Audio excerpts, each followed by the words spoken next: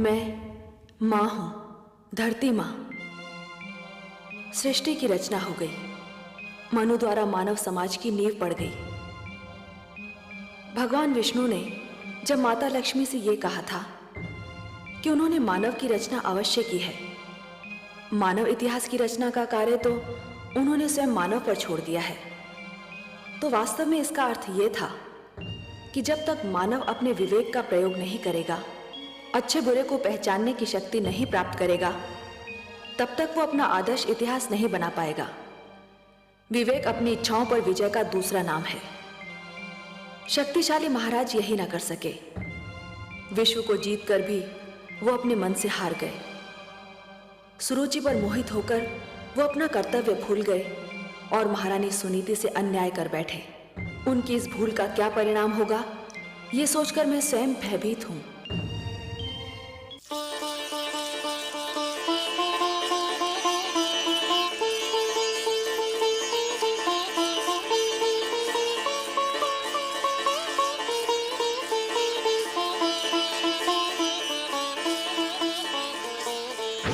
ठहरिए राजकुमार ध्रुव, आप अंदर नहीं जा सकते। क्यों नहीं जा सकता? मुझे पिता महाराज से मिलना है। महाराज का आदेश है कि अंदर किसी को न आने दिया जाए। मैं राजकुमार हूँ और मेरा आदेश है कि मुझे अंदर जाने दिया जाए। सूर्य के प्रकाश को धरती पर पहुँचने से कोई नहीं रोक सकता। पिता और पुत्र के बीच में कोई नहीं आ सकता। हम महाराज के आदेश की अनदेखी नहीं कर सकते। और राजकुमार के आदेश की अनदेखी कर सकते हो? यदि हमने आपको जाने दिया तो महाराज हमें दंड देंगे। अगर तुमने मुझे रोका तो मैं तुम्हें दंड दूंगा। महाराज के डर से तुमको मैं बचाऊंगा, परंतु मेरे डर से तुमको कोई नहीं बचा सकता।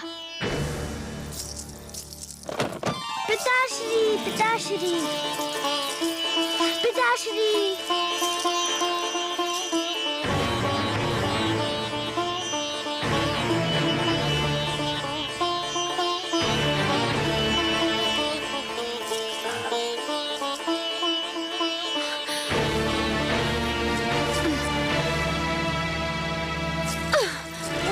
पिताश्री,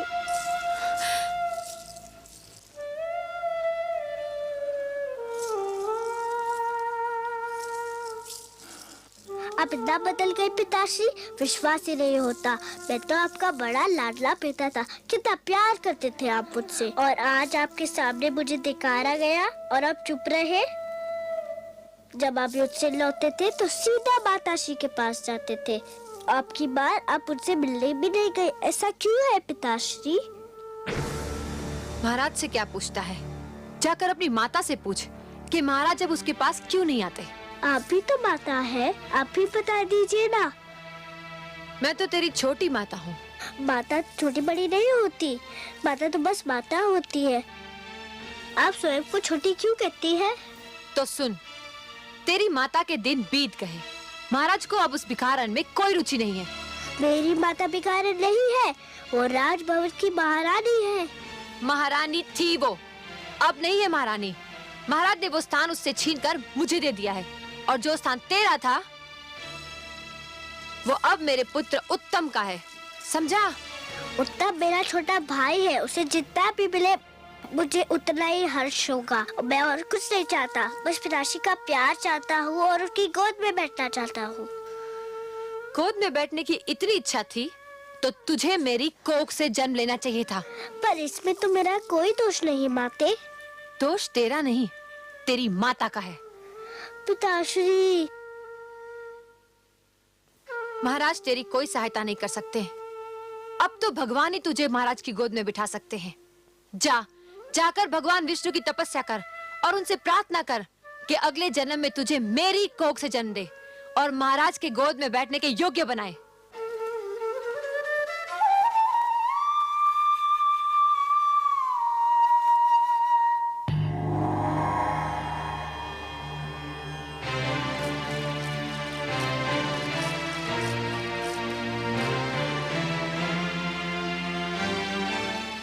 आंखें खोलिए परम श्रेष्ठ,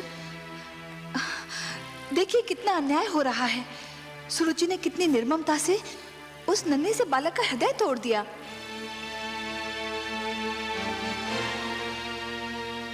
देख रहा हूं महादेवी, देख रहे हैं और फिर भी मौन है। यही तो उत्तानपाद भी कर रहा था। मैं तो देवलोक की हूं। मुझ में ये साधारण मानवीय भावनाएं नहीं होनी चाहिए थी, किंतु ध्रुव के साथ हो रहे दुर्व्यवहार को देखकर मेरा भी मन भर आया है। आपका मन इसलिए भर आया है देवी कि आप स्वरूप में नारी हैं और हर नारी में एक माता छिपी होती है। दया, करुणा और ममता नारी की विशेषताएं हैं। नारी तो सुरुचि भी है त्रिलोकीनाथ, किंतु विश्वास नहीं होता कि इतने सुंदर नारी का मन इतना कठोर भी हो सकता है। हर वस्तु जो चमकती है वो कुंदन नहीं होती देवी। आवश्यक नहीं कि हर सुंदर स्त्री का मन भी कोमल हो। सुरुचि लालसा की मूर्ति है, परंतु ध्रुव के साथ जो कुछ हो रहा है उसमें सारा दोष सुरुचि का नहीं है। सबसे बड़े दोषी तो महाराज उत्तानपाद हैं। परिवार मानव समाज की सबसे छोटी परंतु सबसे महत्वपूर्ण इकाई है। हमने पृथ्वी पर रहने वालों के लिए कुछ नियम दिए हैं और उनके अनुसार एक पिता परिवार का स्वामी होता है। पुत्र को प्यार देना, उसका संरक्षण करना पिता का कर्तव्य है। परंतु महाराज उत्तानपाद सुरुचि की सुंदरता पर मोहित होकर अपने कर्तव्यों से मुख मोड़ रहे हैं देवी। एक पिता ब्रह्मा भी होता है और विष्णु भी। वो जन्म भी देता है और पुत्र का पालन पोषण भी करता है। उत्तानपाद ने ब्रह्मा का धर्म तो निभाया, परंतु हमारा धर्म नहीं निभा पाए। तो फिर अब क्या होगा नारायण? मानव स्वभाव में संघर्ष की शक्ति भरी है हमने। ध्रुव को भी हमने इसी शक्ति से संपन्न किया है देवी। किंतु हे सर्वश्रेष्ठ, ध्रुव तो अभी बहुत छोटा है। उसमें संघर्ष शक्ति हो भी तो वो उसका प्रयोग कैसे करेगा?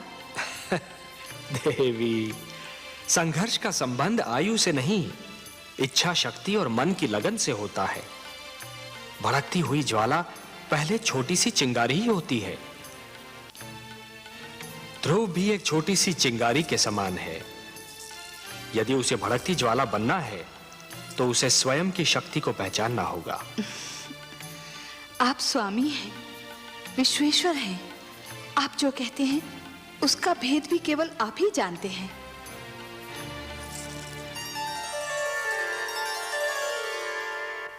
इसीलिए मैं तुझे वहां जाने से रोक रही थी। मैं जानती थी कि तू महाराज से मिलने जाएगा तो दुख लेकर ही लौटेगा। रानी सुरुचि के मन में हमारे लिए जलन और घृणा के सिवा और कुछ नहीं। छोटी माँ ने जो किया मुझे इसका दुख नहीं है माँ। दुख तो इस बात का है कि पिताश्री भी बस चुप रहे। उन्होंने छोटी माँ को रोका तक नहीं।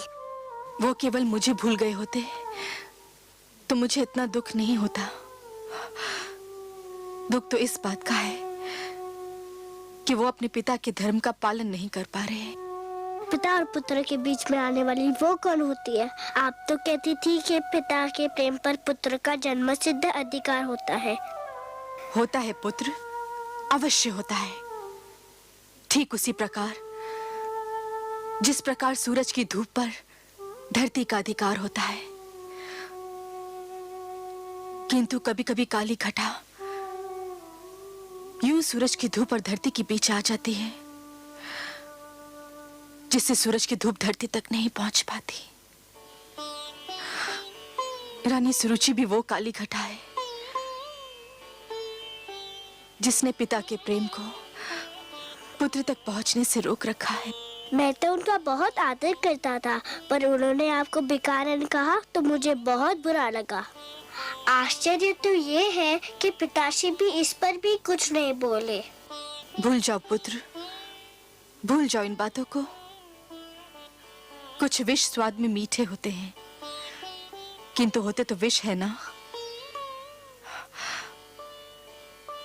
महाराज पर भी ये भेद एक दिन अवश्य खुल जाएगा कि रानी सुरुचि एक मधुर विष है। मैं भगवान विष्णु से प्रार्थना करती हूं कि महाराज की आंखें खुल जाएं। भगवान विष्णु? छोटी भाभी यही नाम ले रही थी कि मुझे पिताश्री के गोद में बैठने का अधिकार अब भगवान विष्णु ही दिला सकते हैं। हाँ पुत्र, महाराज की गोद तो क्या, वो अपनी गोद में बैठने का भी अधिकार दिला सकते हैं। वो महाराजाओं के महाराज हैं, सम्राटों के सम्राट हैं, परम बलवान, सर्वशक्तिमान हैं। पुत्र, तुम देखोगे वो कैसे लगते हैं? हाँ, आओ आओ।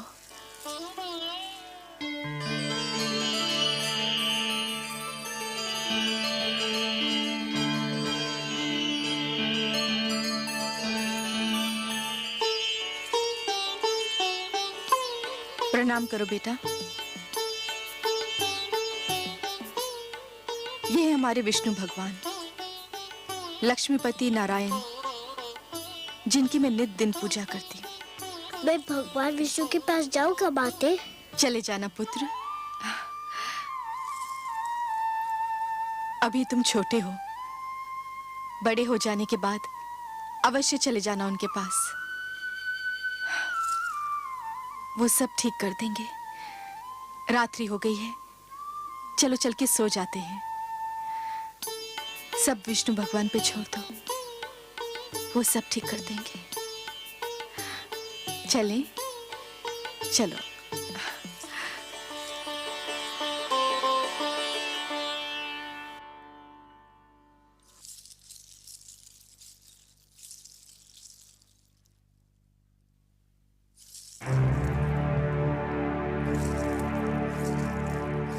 कहाँ चले महाराज? अभी तक हम महारानी सुनीति से नहीं मिले। वो हमारी राह देख रही होंगी। जानती थी, मैं जानती थी कि आपकी सारी बातें झूठी है। आपका प्यार भी एक दिखावा है। कौन सी बातें झूठी थी? यही कि सुरुचि, तुम्हारे पास आकर मैं सारे संसार को भूल जाता हूँ। सब झूठ। संसार तो क्या, आप एक नारी को नहीं भूल पाए। रह रहकर उसका प्रेम आपके मन को बांध लेता है। मुझसे तो बस 4 घड़ी का ही प्रेम है आपको। यह बात नहीं है सरुचि। तुम अच्छी तरह से जानती हो कि हम तुम्हें कितना प्रेम करते हैं। प्रेम ना करते होते तो महारानी सुनीति का अधिकार तुम्हें क्यों देते?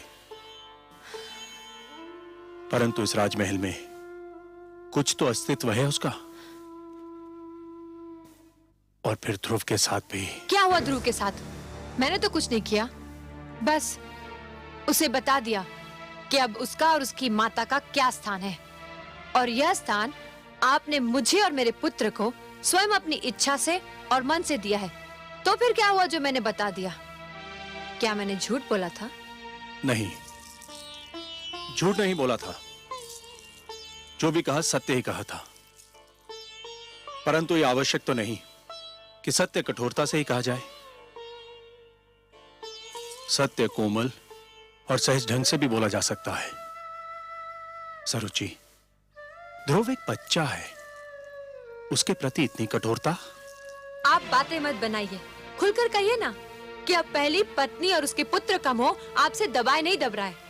उनसे मिलने, उनके पास जाने की इच्छा आपके मन में अंगड़ाइयां ले रही है। और सुनीति से दूरी अब आपसे सहन नहीं हो पा रही। तो जाइए, तुरंत जाइए ना।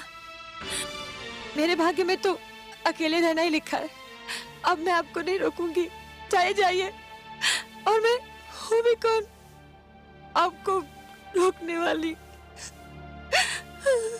अरे ये क्या, आप तो अकारण रोने लगी। अकारण?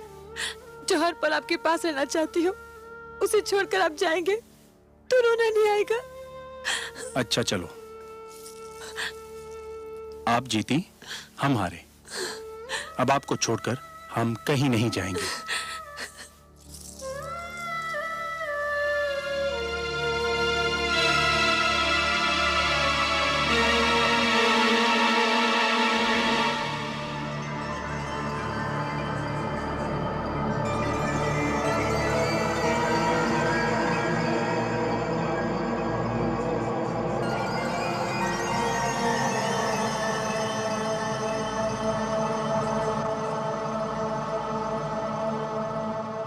महाराज तेरी कोई सहायता नहीं कर सकते।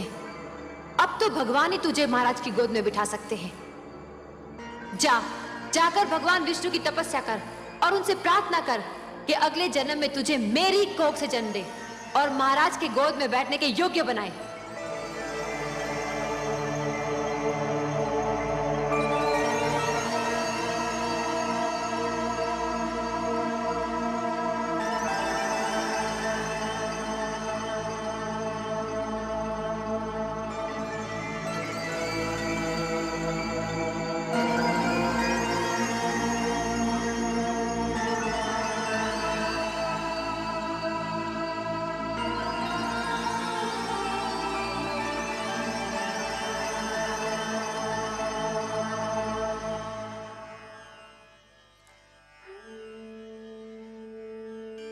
वो महाराजाओं के महाराज हैं, सम्राटों के सम्राट हैं, परम बलवान, सर्वशक्तिमान है।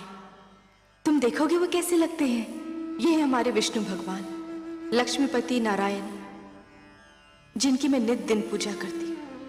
महाराज की गोद तो क्या, वो अपनी गोद में बैठने का भी अधिकार दिला सकते हैं। हे विष्णु भगवान, मैं तुमसे मिलने आ रहा हूँ, मगर मुझे ये तो पता नहीं कि तुम कहाँ रहते हो। मगर तुम जहाँ भी रहते हो मैं तुम्हें ढूंढ निकालूंगा। मेरी बस एक विनती है, मेरी माता नित दिन तुम्हारी पूजा करती है। मेरे जाने के बाद उसका ध्यान रखना। हम दोनों एक दूसरे से कभी अलग नहीं हुए। वो मुझे पास ना पाएगी तो व्याकुल हो जाएगी। उसकी ढाढ़स बनाना प्रभु, उसे रोने मत देना।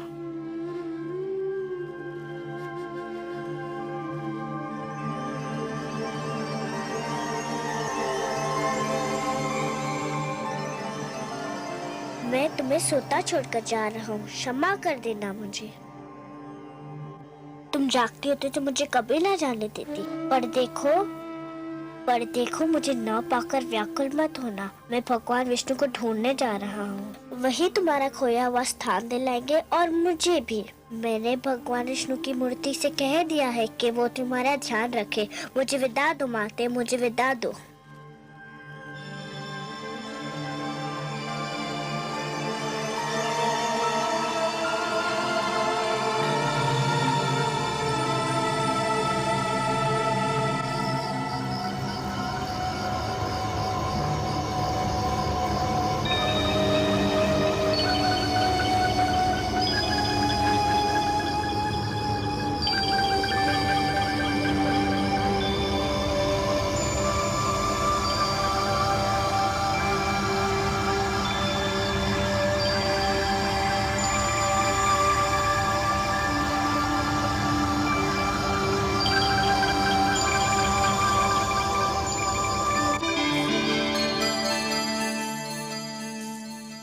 हे प्रभु, देखिए नन्हा ध्रुव रात्रि के अंधेरे में राजभवन को छोड़कर आपकी खोज में निकल गया है।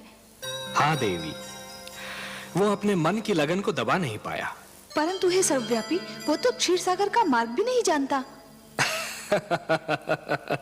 देवी, एक यात्री के लिए सबसे कठिन क्षण वो होता है जब वो किसी अनजान यात्रा के उद्देश्य से मार्ग पर प्रथम पग धरता है। फिर तो मार्ग में सहस्त्रों घने पेड़ मिल जाते हैं जो उसके पैरों तले शीतल छांव बिछाने को तैयार रहते हैं। फिर मार्गदर्शक भी मिल जाता है, और मार्गदर्शक तो गुरु होता है देवी। परंतु हे सर्वश्रेष्ठ, वो तो अभी एक बालक है। उसे इस यात्रा में कितना दुख झेलना पड़ेगा। महादेवी, बूंद जब किसी मेघ की गोद से निकलती है तो उसके मन में असंख्य आशंकाएं होती हैं। सोचती है कि उसका अंत क्या होगा। क्या वो किसी मरुस्थल की सुलगती रेत पर गिरेगी और सूख जाएगी, या किसी सुलगते अंगारे पर गिरेगी और भस्म हो जाएगी, या फिर किसी कांटे पर गिरेगी और उसका शरीर छलनी हो जाएगा। क्या होगा उसका अंत। परंतु जब वो किसी सीप के मुख में गिरती है और मोती बन जाती है, तब उसे यह ज्ञान होता है कि उसकी यात्रा शुभ थी। आपकी बातें आप ही जाने परमेश्वर, किंतु आज्ञा हो तो एक बात कहूं। आप तो हमारी अर्धांगिनी है, हमसे कुछ कहने के लिए आपको हमारी अनुमति और आज्ञा की आवश्यकता नहीं है देवी। कहिए, अवश्य कहिए। यदि ध्रुव पर राह में कोई संकट आया तो मैं चुप नहीं रहूंगी, मैं इस खेल में कूद पड़ूंगी और आप मुझे रोकिएगा मत। नहीं रोकेंगे, परंतु एक बात का ध्यान तो आपको भी रखना होगा देवी। कौन सी बात? कि नियमों को बनाने वाले स्वयं उनको तोड़ा नहीं करते। मैं समझी नहीं त्रिलोकीनाथ। मानव के भाग्य विधाता ब्रह्मा है। आप ब्रह्मा के लिखे को बदलने की चेष्टा न कीजिएगा देवी। ध्रुव हमको ढूंढता हुआ आ रहा है और इस राह में उस पर वही बीतेगी जो ब्रह्मा ने उसके भाग्य में लिख दी है। वो हम तक पहुंच पाएगा या नहीं, ये तो केवल ब्रह्मा ही जाने। परंतु इस बालक के लिए आपके मन में इतना स्नेह क्यों उमड़ रहा है देवी? मैं नहीं जानती प्रभु, पर न जाने क्यों ऐसा लगता है जैसे ध्रुव मेरी ही संतान हो। इतना महान स्थान दे दिया उसे आपने। क्यों? क्या वो इस स्थान के योग्य नहीं? इतनी छोटी सी आयु में इतना बड़ा निर्णय, इतना दृढ़ निश्चय, ये सब महानता के लक्षण नहीं है तो और क्या है? उसे अपनी महानता सिद्ध तो कर लेने दीजिए। अवश्य, परंतु ध्रुव पर अगर कोई संकट आया तो मैं सहन नहीं कर पाऊंगी। ऐसा कब तक चलेगा दलनायक जी? क्यों, क्या हुआ? क्या हुआ? अरे इतने दिन हो गए, कोई भी यजमान हाथ नहीं आया। अगर यही दशा रही तो हम सब भूखे मर जाएंगे। बात तो तुमने ठीक कही है मित्र, पर क्या किया जाए? लगता है यात्री ये मार्ग ही भूल गए हैं। इतने लोगों को लूटा है हमने कि लोगों ने इधर से आना जाना ही छोड़ दिया है। अरे वो देखो! अरे शिकार आ गया।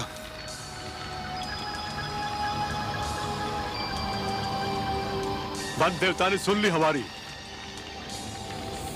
कोई बालक है? कोई भी हो, लगता धनी है। सारा शरीर गहनों से ढका है। गहने छीनकर ठिकाने लगा देंगे।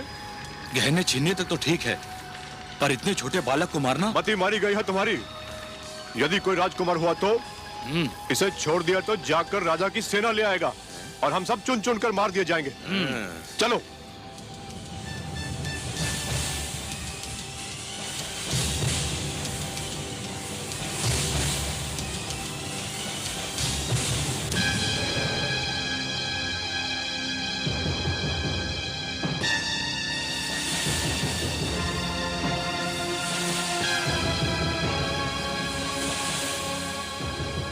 कौन है आप लोग? हम डाकू हैं। क्या चाहते हैं आप लोग? तुम्हारे आभूषण, अपने आभूषण उतार कर हमें दे दो। ले लीजिए, केवल मुझे एक बात बता दीजिए। क्या बात? मैं अपने सारे आभूषण आपको दे दूंगा, मुझे बस ये बता दीजिए कि भगवान विष्णु कहाँ रहते हैं। भगवान विष्णु? हाँ, मैं उनसे मिलना चाहता हूँ। आपको तो पता होगा कि वो कहाँ रहते हैं। हाँ, क्यों नहीं, क्यों नहीं। हम तुम्हें जरूर उनके पास ले चलेंगे, पर पहले अपने ये आभूषण हमें दे दो।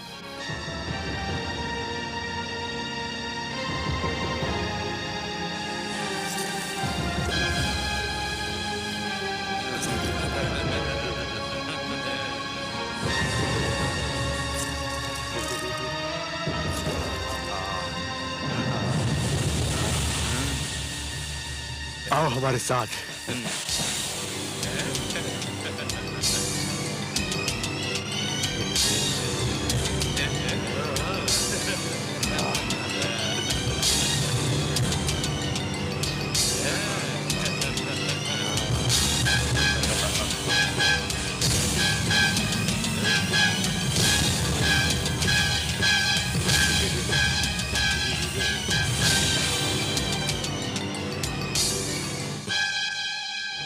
यहाँ से तुम सीधा विष्णु के पास पहुंच जाओगे।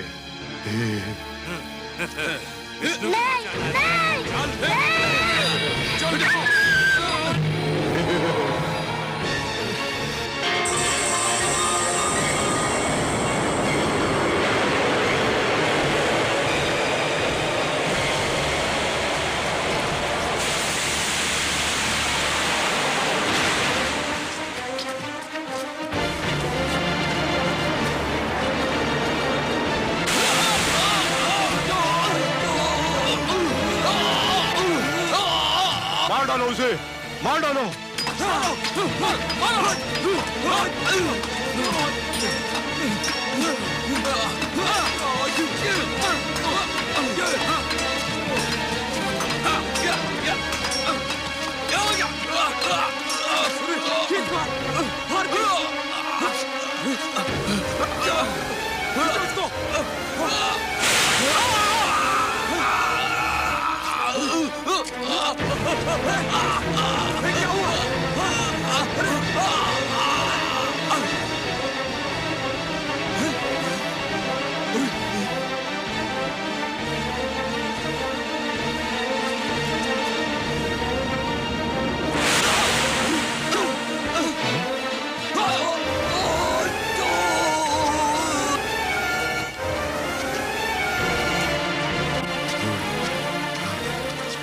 सांप को ढूंढो, उस बालक को भी ढूंढो।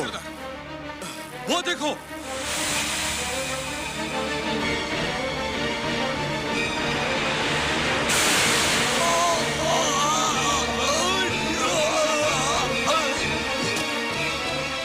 सांप को ढूंढो, उस बालक को भी ढूंढो।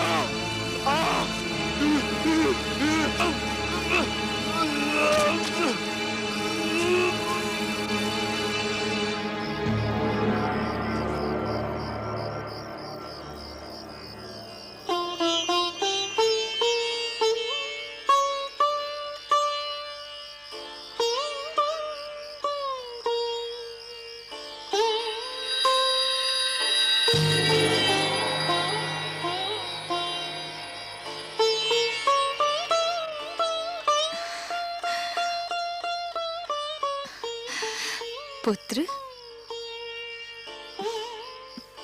आप कौन है माता? तुमने तो माता कहकर स्वयं ही बता दिया कि मैं कौन हूँ। अब मैं क्या बताऊं? समझ लो तुम्हारी माता ही हूँ। इन लोगों को क्या हुआ? इनको इनके किए का दंड मिल गया। ये लुटेरे थे और तुम्हें मार डालना चाहते थे। परंतु ये बताओ, इतनी रात्रि को तुम अकेले कहाँ जा रहे थे? मैं भगवान विष्णु से मिलने जा रहा हूँ। मेरी मानो तो तुम घर लौट जाओ, अभी तुम बहुत छोटे हो। मैं उनसे मिले बिना घर नहीं जाऊंगा। अच्छा, अब रात्रि बहुत बीत चुकी है। भोर होते ही ढूंढ लेना अपने भगवान विष्णु को। आपको पता है कि भगवान विष्णु कहाँ रहते हैं? मुझे उनसे मिलने का मार्ग बता दीजिए तो आपकी बहुत कृपा होगी। मेरे वश में होता तो मैं ले जाकर तुम्हें उनकी गोद में ही बिठाती, किंतु मैं विवश हूँ। सुनो पुत्र, तुम थक गए होगे, तनिक विश्राम कर लो। विश्राम तो मैं अपने भगवान विष्णु से मिलने के पश्चात ही करूँगा। बड़े हठी हो तुम।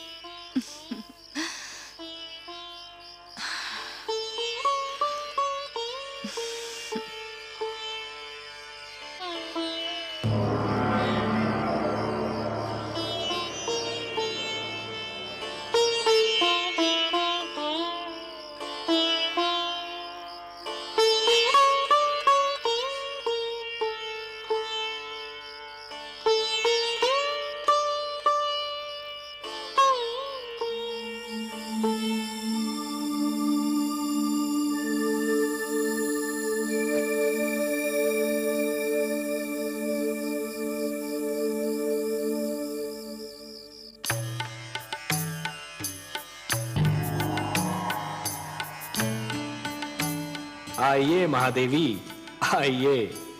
आज तो आपने हमको भी अचरज में डाल दिया। अचरज में? और वो भी आपको मायापति? मेरी किस बात से आपको आश्चर्य हुआ? शीतल जल यदि दहकती अग्नि बन जाए, चंद्रमा ठंडी चांदनी के स्थान पर यदि तपती धूप छिटकाने लगे, पुष्प की कोमल पंखुड़ी यदि धारदार कटार बन जाए तो आश्चर्य नहीं होगा देवी। अपने पुजारियों पर धन की वर्षा करने वाली देवी को जब हमने ध्रुव के शत्रुओं पर विष की वर्षा करते देखा तो हमें भी कौतूहल हुआ। मैं क्या करती नारायण, मुझसे रहा नहीं गया। वो हत्यारे अगर ध्रुव के प्राण ले लेते तो मैं स्वयं को कभी क्षमा नहीं कर पाती। आप जानते हैं ना, वो हत्यारे ध्रुव के प्राण लेना चाहते थे। जानता हूं, भली भांति जानता हूं, और कुछ और भी जानता हूं। क्या? यही कि हो सकता है कि विधाता ने ध्रुव के भाग्य में यूं मरना लिखा ही न हो। उसके भाग्य में यह लिखा हो कि आप उसके प्राणों की रक्षा करेंगी और अपने ममतामयी हाथों से उसे थपकियां देकर सुलाएंगी, क्योंकि देवी होता तो वही है जो भाग्य में लिखा है। मैं नहीं जानती, लेकिन उस बालक को देखकर मेरे मन में ममता का सागर उमड़ने लगता है। नारायण, वो कितनी लगन से आपको ढूंढ रहा है। आप स्वयं जाकर उसे अपने दर्शन क्यों नहीं देते? हम विधाता के कार्यों में हस्तक्षेप नहीं कर सकते देवी। विधाता के कार्यों में हस्तक्षेप नहीं कर सकते। ध्रुव को वो सब मिलेगा जो उसके भाग्य में लिखा है। आपका लाडला अब जागने वाला होगा, धरती पर भोर होने वाली है।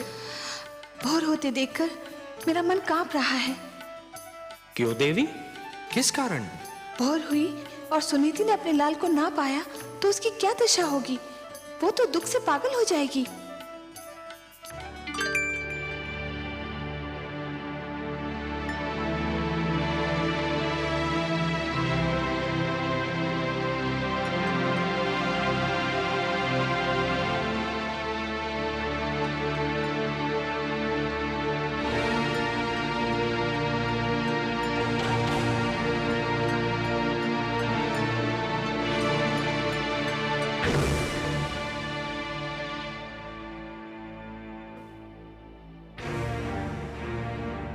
ध्रुव, ध्रुव,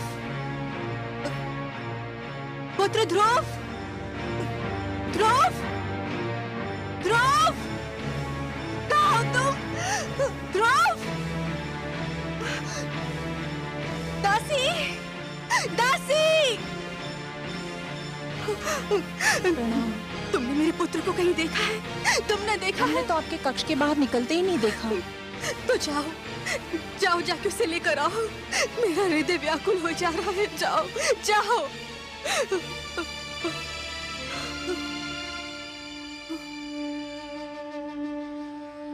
महाराज ध्रुव को अवश्य ढूंढ निकालेंगे। हाँ, मुझे महाराज के पास जाना चाहिए।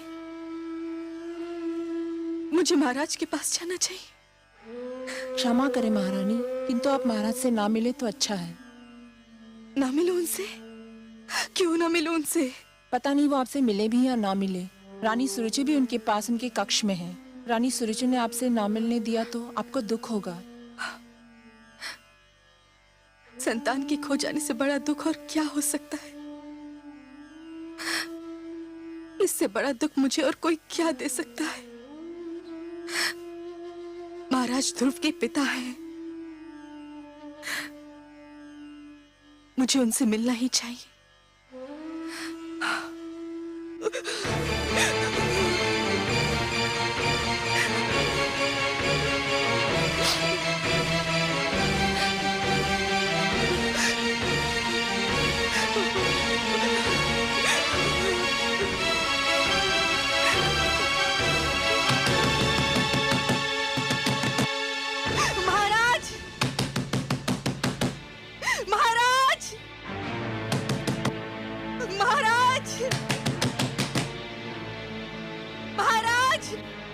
मैं देखती हूँ।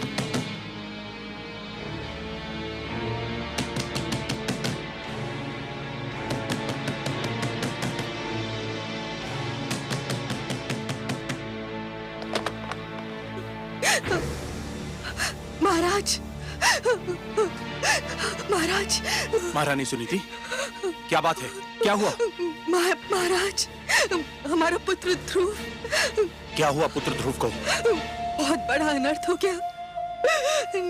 न जाने कहाँ चला गया हमारा पुत्र, न जाने कहाँ चला गया ध्रुव। चला गया? कहाँ चला गया? कहाँ चला गया होगा?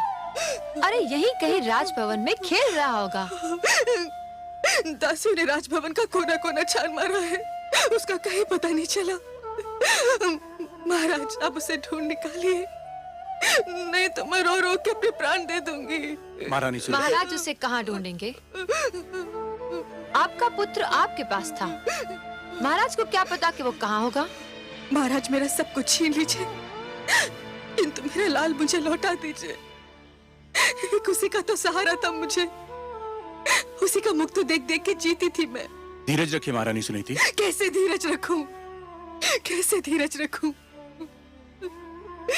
उसने कहा था कि वो भगवान विष्णु से मिलना चाहता है। मैं समझी कि वो बचपने में कह रहा है। भगवान विष्णु से मिलने? हाँ, आपसे मिलने के पश्चात वो बहुत उदास हो गया था, न जाने कहाँ भटक रहा होगा वो। अगर वो मुझे नहीं मिला ना, तो मैं आपको कभी भी क्षमा नहीं करूंगी। मैं आपको कभी भी क्षमा नहीं करूंगी। मैं आपको कभी भी क्षमा नहीं करूंगी। महारानी सुनीति, महारानी सुनीति, महारानी सुनीति, महारानी सुनीति, महारानी सुनीति मूर्छित हो गई हैं। जल्दी से जल लेकर आइए। आपको दिखाने के लिए ढोंग कर रही है, ये सब आडंबर है।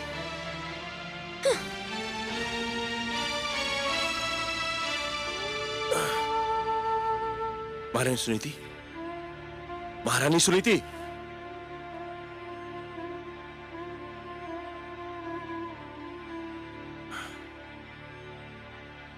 दासी, जल्दी से जल लेकर आओ। महारानी सुनीति,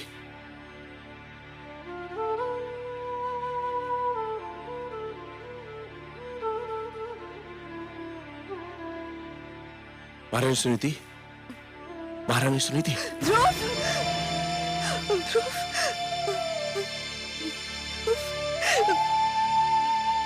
पुत्र ध्रुव।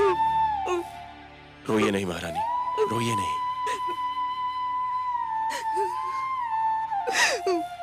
वो भगवान विष्णु से मिलने का हट कर रहा था। मुझे क्या पता था कि वो स्वयं ही चला जाएगा। घबराइए नहीं महारानी, वो चला भी गया है तो बहुत दूर तक नहीं गया होगा। आप अपने कक्ष में जाइए, मैं तुरंत ही अपने सैनिकों को ध्रुव को ढूंढने के लिए भेजता हूँ। सैनिकों को भेजोगे? स्वयं नहीं जाओगे अपने पुत्र को ढूंढने?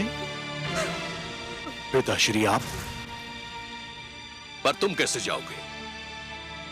जो स्वयं मोह की राहों में भटक रहा हो वो किसी को क्या ढूंढेगा?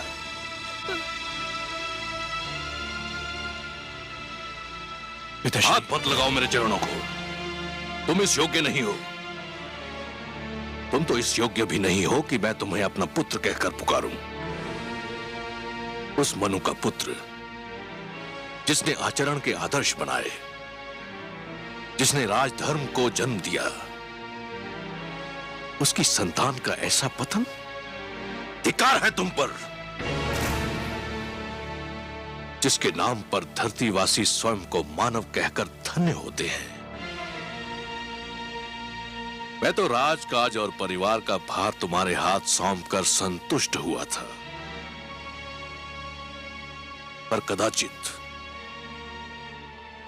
ये मेरी भूल थी। तुम इसके योग्य नहीं थे। परंतु पिताश्री, मैंने राजकाज का कार्य संभालने में कोई भूल नहीं की। मेरी प्रजा मुझसे प्रसन्न है। तुम्हारी प्रजा तुमसे प्रसन्न है? और ये नारी, क्या ये तुम्हारी प्रजा नहीं? केवल इसलिए कि इसने तुम्हारी पत्नी बनना स्वीकार कर लिया। क्या ये न्याय के उन अधिकारों से वंचित हो गई जो प्रजा को प्राप्त होते हैं? क्या ये तुमसे प्रसन्न है? क्या अपराध किया था इसने जो इस गुणवंती के अधिकार छीनकर तुमने उस गुणहीन को दे दिए? क्या तुम्हारा पुत्र तुम्हारी प्रजा नहीं है, जिसका अपमान देखकर भी तुम चुप रहे? और केवल आज तुम्हारे कारण वो अनजानी राहों में भटक रहा है। मुझसे भूल हो गई पिताश्री। भूल? भूल मान लेने से भूल के दुष्परिणामों का अंत नहीं होता। भूल सुधार चाहती है, लेकिन उसकी सारी संभावनाएं तुमने समाप्त कर दी हैं। पौत्र ध्रुव तुम्हारा घर छोड़कर जा चुका है। तुम्हारे परिवार में असंतोष है, और जो परिवार को संतुष्ट नहीं कर सका वो असंख्य प्रजा को क्या संतुष्ट करेगा। जिससे एक छोटा सा परिवार न संभाला गया, वो इतने बड़े राज्य को क्या संभालेगा। धिक्कार है तुम पर। सारा विश्व जीतकर भी एक नारी की सुंदरता से पराजित हो गए। मैंने संपूर्ण राज्य की बागडोर तुम्हारे हाथ सौंपी थी, परंतु तुमने वो बागडोर अपनी दूसरी पत्नी को सौंप दी और कठपुतली की भांति उसकी उंगलियों के संकेत के दास बने बैठे हो। मुझे क्षमा कर दीजिए पिताश्री। क्षमा? प्रजा अपराध करे तो उसे क्षमा किया जा सकता है, परंतु राजा अपराध करे तो उसे क्षमा नहीं किया जा सकता। राजा का अपराध अपराध नहीं पाप होता है, और पाप के लिए क्षमा नहीं प्रायश्चित के दंड की आवश्यकता होती है, और राजा को यह दंड वो स्वयं ही दे सकता है।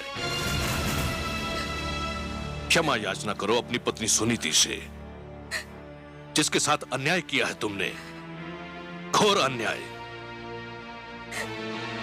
जिस मनु की तपस्या महाप्रलय ने भी भंग नहीं की, तुमने अपने परिवार के साथ अन्याय करके वो तपस्या भंग कर दी और मुझे यहां आने पर विवश कर दिया।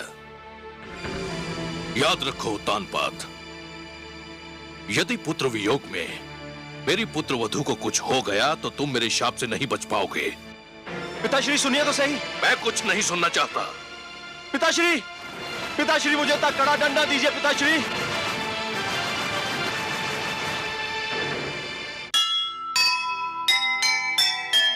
बिन सोचे समझे करे कभी न कोई काम, जैसी करनी होएगी होगा वह परिणाम। विश्व विजेता की विजय आज हुई बेकार, जीत लिया संसार को गए स्वयं से हार, गए स्वयं से